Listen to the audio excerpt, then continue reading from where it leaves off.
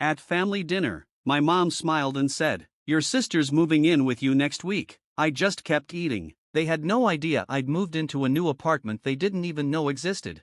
I'm the middle child, 32 years old, single, quiet, independent, the kind of person who's easy to forget when you're taking a family photo. I was never the loud one, never the favorite, never the rebel, just there. My name's Ben. I grew up in a middle-class suburban neighborhood with two sisters, older sister Jenna, the golden child, and younger sister Maddie, the free spirit who couldn't be tamed. Jenna followed all the rules and got straight A's. Maddie broke them all and still got praised for being herself. Me, I kept my head down, went to school, helped out around the house, and somehow became background noise. My mom, Cynthia, is one of those women who makes everything about family image. Think Instagram perfect holidays, matching pajamas, the works. Except behind the camera she was more interested in control than connection. She talked to Jenna like a colleague, gushed over Maddie's smallest accomplishments, and treated me like the family IT guy and unpaid handyman. Dad, Jim, was nice but absent. He worked long hours as a mortgage broker, came home tired, and spent most weekends fixing up the house. He wasn't mean, but he never really saw me either. I think he assumed everything was fine as long as no one was yelling. In our family, saying no was seen as betrayal, especially if you were me. I left for college at 18, moved 4 hours away, and never really came back. I got my degree in computer science, started freelance coding while still in school, and lucked into an app idea that took off during the pandemic. I sold it 2 years later for a comfortable sum, not enough to buy a mansion, but enough to never worry about rent again. I reinvested, kept working on back-end systems for e-commerce companies, built up a small remote team, and eventually started my own consultancy. Now I make 6 figures working 25 hours a week, live in a sleek 2-bedroom apartment in a downtown high-rise, and have an entire part of my life no one in my family knows anything about. Why? Because they never asked, and I never offered. If you're not Jenna or Maddie, my mom doesn't ask. If you're not visibly struggling, she doesn't notice. So I learned to build everything quietly: relationships, income, boundaries. I learned to smile and nod at family dinners, to listen more than I speak, and to hide the fact that I'm not at all the person they think I am. I don't lie, I just don't correct their assumptions. They still think I live in the old 1-bedroom near the freeway, the one with loud neighbors and peeling paint. I moved out 6 months ago, never updated them, no one thought to ask. They still think I'm just working from home, not leading a small team with international clients. To them, I'm still the one who can be counted on for rides to the airport, for tech support, for picking Maddie up from whatever situation she's gotten herself into. This time, I've set boundaries they just never noticed. Which brings me back to that dinner, one of those forced family Sunday dinners. Jenna and her fiancé were talking about their upcoming honeymoon. Maddie was on her 3rd glass of wine, showing off a new tattoo that said "breathe" in cursive. Dad was zoning out to the game on mute. That's when Mom said it, casually, like she was announcing the weather. "Your sister's moving in with you next week." I didn't look up or flinch. I just took another bite of mashed potatoes. They had no idea I'd moved into a new apartment they didn't even know existed. The silence after my mom's announcement lasted about 2 seconds. Then Maddie laughed, sloshing her wine. "Guess you're stuck with me, Benny boy." I gave a small smile, no eye contact, just kept eating. What was I supposed to say? "Sure, Maddie, come crash at the apartment I moved out of 6 months ago." My mom didn't even glance at me when she said it. She just continued slicing her roast chicken like she hadn't just upended my supposed living situation. Jenna raised an eyebrow but stayed quiet. She's smart like that, knows how to read the room, knows when mom's not really inviting input. I waited until the end of dinner, didn't cause a scene, didn't argue. I just helped clear the table, said goodbye, and walked out like nothing had happened. I got into my car, a 2022 Audi Q5 no one in my family had ever seen, and drove home to my high-rise downtown. I stood in my entryway for a minute, looking around. Clean lines, tall windows, soft lighting, minimalist furniture, a space that was entirely mine and no one knew about it. That had always been the plan. I didn't want them visiting. I didn't want Maddie using it as a crash pad. I didn't want to be anyone's backup plan just because I didn't have a partner or a pet or screaming toddlers. I just wanted peace, and for the first time in my life, I had it until now. That night, Maddie texted, "Hey, bro, Mom said I can come by Saturday to start moving some stuff in. Cool if I bring a couple friends to help?" "No, can I?" "No, is that okay? Just a heads up." like I was a doorman. I didn't reply. The next day, Mom called. Ben, be nice. She just needs a little support while she figures things out. You have space. It's not forever. I almost laughed. Not forever? This was Maddie. We were talking about the girl who couldn't keep a job longer than 3 months, who'd borrowed money from me more times than I could count and never paid it back. She's family, Mom added, and you're the stable one.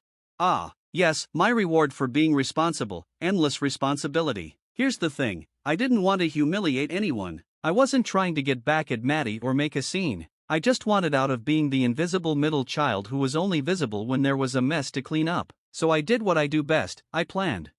Saturday rolled around. I spent the morning drinking coffee on my balcony, looking out over the skyline. Around noon, I got a photo from Maddie, her with 2 of her artsy burnout friends standing in front of my old apartment building with cardboard boxes and confused looks on their faces. Then came the call. Ben, where are you? At home, I said calmly. What? No, you're not. I'm at your place. No, you're at the old place. Silence. Then you moved 6 months ago. You didn't tell anyone. You didn't ask. She lost it, called me selfish, manipulative, elitist, whatever that means. Said Mom was furious. Said I was abandoning her in her time of need. I let her vent. Then I hung up, turned my phone off, and opened a book.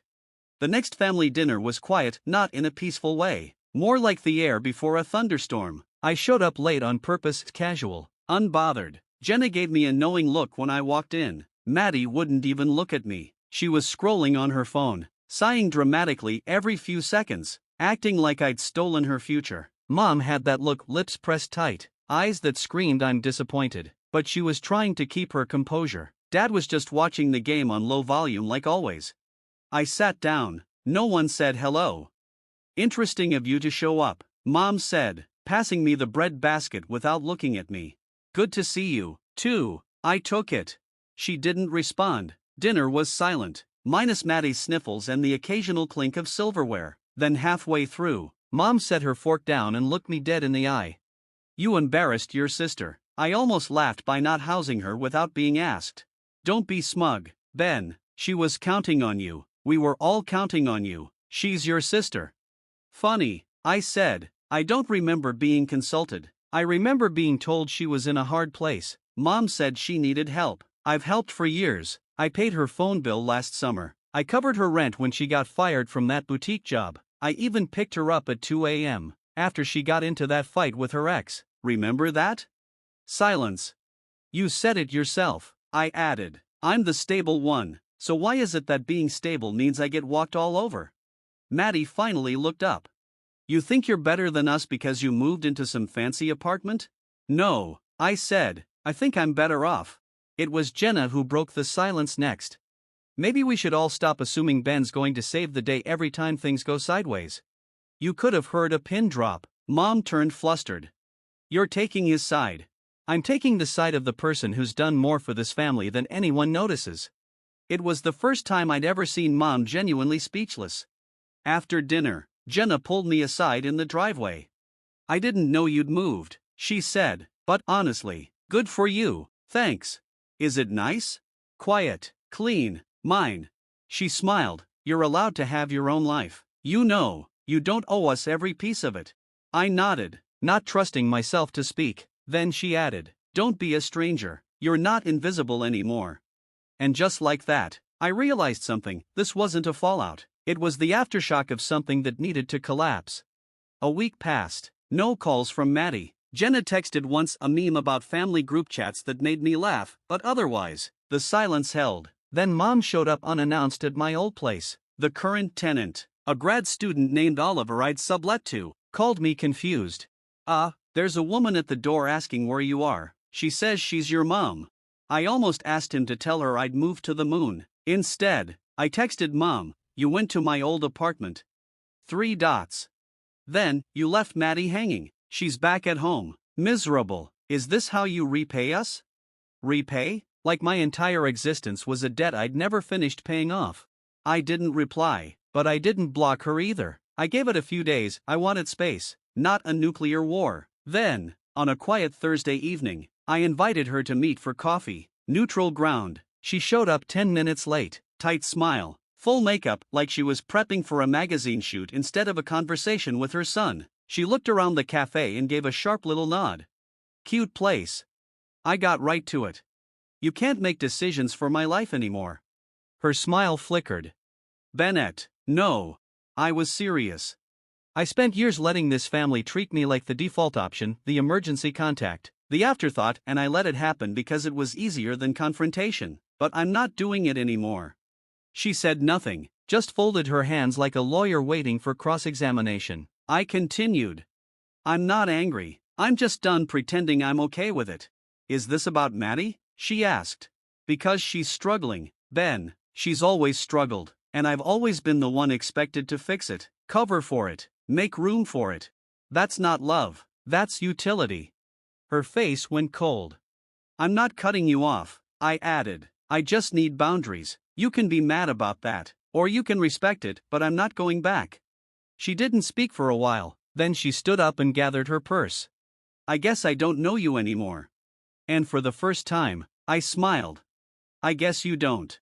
It's been 3 months, Maddie's still at mom and dad's. She tried to guilt-trip me once more, but I ignored it. Jenna and I talk regularly now, not deep talks, but real ones. And me? I'm good, really good. I added a keypad lock to my apartment door, built a custom bookshelf, and started hosting small dinners with friends, people who see me, who ask questions, who don't assume I exist to serve them.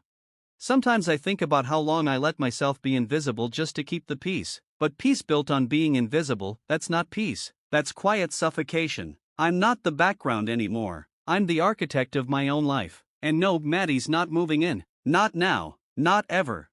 If you enjoyed the story, don't forget to hit that like button, drop a comment with your thoughts, or if you've ever dealt with a similar family dynamic, and of course, subscribe for more realistic twist stories every day. Your support helps keep these stories coming, and I read every single comment. Thanks for watching, and I'll see you in the next one.